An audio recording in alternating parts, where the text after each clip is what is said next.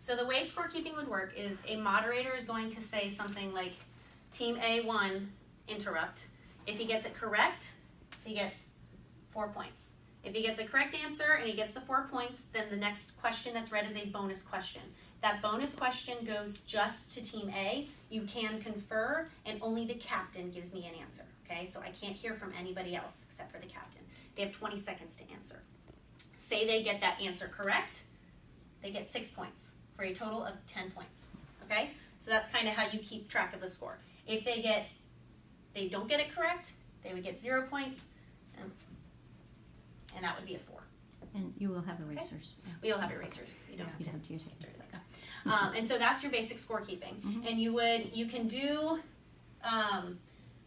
however you want to do it as a scorekeeper. You can do it so that if they get it right, you put a 0 here. A lot don't. A lot scorekeepers just will do 4, 0, 4, 6, and then you would do your total, which is 14. And then if they get the next one right, you would get 4, and then make it kind of line up better than I did, but I don't have really spatial skills. But you would do it like that, and just make sure that this is your cumulative score on this side, okay? Does that make sense? So the way it goes down, it doesn't have to reflect, like the first row doesn't have to be question number 1 and question number 2. It's just consecutive. Now, some scorekeepers prefer that, and if they do, and if that helps, great, but it's not necessary. As long as you're adding correctly, that's all that matters, and the students will definitely call you out if they don't think you can. Let's have the angry face. Angry face, yes. Okay. Yes. There you go. And speaking of that, that's actually one of the challenges that comes about, and that would be a rules challenge, right? So a student could say, I challenge that, stop the clock immediately. Whenever there's a challenge, we say stop the clock.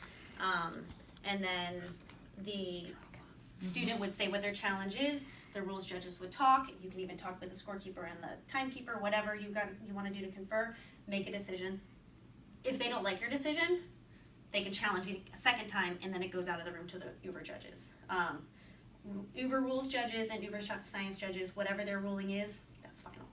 And so that sucks if you challenge again and it doesn't. So does the runner orally take the challenge to the Uber judge? Usually, if it's a serious challenge, you'd want the runner to come get the Uber judge. Oh, I see. I think that would make the most sense to me, so that they can actually be in the room and hear.